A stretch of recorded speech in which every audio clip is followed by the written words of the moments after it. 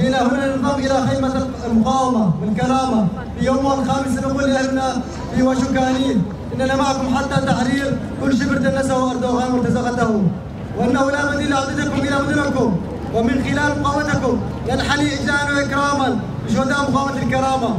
ونناشد جميع المنظمات الإنسانية والأمم المتحدة ومنظمات حقوق الإنسان وكل المتنفذين في العالم والحكومات الشعوب الانتباه إلى ما يمثله أردوغان وأحزابه من تهديدات العالم ومن رعايته للإرهاب العالمي.